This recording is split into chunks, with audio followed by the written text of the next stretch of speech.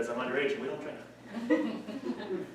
Yeah, I really don't like how most people start their comedy acts. It's usually some way that they try to relate to the audience when they can't. I don't know most of you. You, and the other people that I probably haven't looked at. But they always try to pretend like they know everyone and they're just the same as them. And I don't do that. I'm a ticket writer for DPS. Oh. Cool, so it repeats me, and then I work from there. Because I am the devil thing for the That was correct. But there are good things about it, though. I kind of enjoy being a ticket writer, because sometimes whenever I walk in a room, I can just go, DPS, open up! And everyone just shits themselves. And I have a great time. They lose a beer, I lose my friends. It's good. I'm out of friends. Yeah, there's a few awkward times that I've seen, though. Someone will call me up, and I'll be like, yo, what's up, Brian? I'll be like, yo, what's up? I'm your friend Brian with the same voice, because he don't do those. And he asked me if I can kind of figure out how to, because I wrote him a ticket, and I'm like, go back in time and not write you a ticket? And he's like, yeah, no, damn. Because people always assume that if you have this job, you can just magic away things that go wrong because you work for law enforcement. His name is Brian, by the way. I didn't change that because I'm assuming you guys are all from Truman. Is anyone here not? We have show of hands people who are working or schooling at Truman. That's just a lie. All you bitches go to Truman too.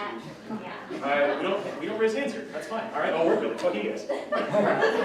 But I've noticed at Truman we have like 10,000 Brians. Like you can't throw a rock without hitting a squirrel or a Brian somewhere. It's fucking obnoxious. In my hall last year in Dobson, we had like 7 Brians on one side of the hall. One was a girl. We didn't worry about that. But we couldn't always tell them apart because no one can just say Brian and have 6 heads pop in and be like, you! It's weird. So we started naming them.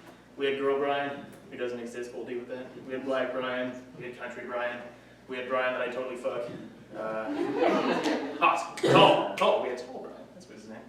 We also had Butt Sex Brian. That's weird. Yeah, he didn't even have a whole bunch of butt sex. He made one joke about it on the first day. And I still don't know his last name. So, yeah, I have a girlfriend with this next joke. That's pretty cool. And I was talking to her one day, and she's like, Lawrence, you have to give me a free pass. I'm like, I don't know what that means. And she's like, you have to give me a free pass. If I ever meet this celebrity, Hugh Jackman, you have to let me have sex with him.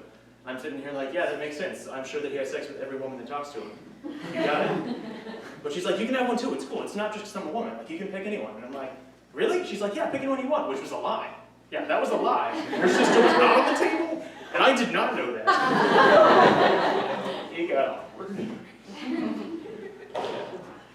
I was writing tickets the other day, and I was writing a ticket for a car in a handicap spot, because I hate handicapped people.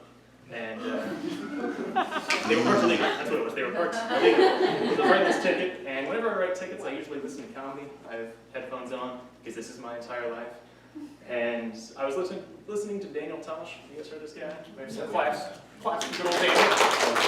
Alright, cool. Well, I was enjoying it. It was one of my favorites, so I started laughing out loud, so I'm writing this ticket. And you guys see where this is going. This girl walks up behind me and taps me on the shoulder, and apparently had left a very hard test after failing it, and found someone outside who was apparently so pleased that they got to write their ticket. They were just cackling badly. We're going on our first date next week. This is my totally prepared sheet. All right. Well, I'm really happy that I can't do that, though. I can listen to some comedy whenever I'm walking around. I have my smartphone for that. And I've always enjoyed smartphones, but I'd never want a really smartphone, because I feel like it would kind of look down on me. I'd be like, Siri, where can I find flowers and condoms? And they'd be like, Lawrence, you only need one of those, and we both know which one. I'm like, fuck off, Siri. And it's like, I'm not going to fuck you. I'm like, that's not what I said, Siri. And I argue with inanimate objects enough as it is. It's really not worth it more into. So that girlfriend that I used to have for that last joke, I'm going to bring her back up.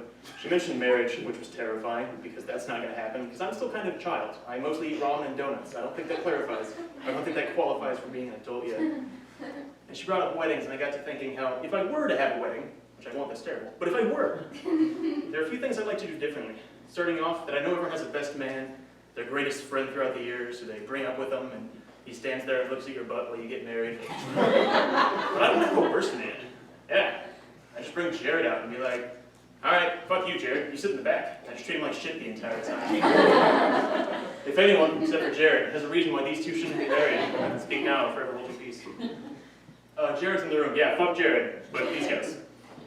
And like the entire time, like I make him sit next to my smelly aunt and stuff, and then I could leave by just like running down the aisle and just like throwing tickets at him. Oh, that's all I got, guys. Thank you.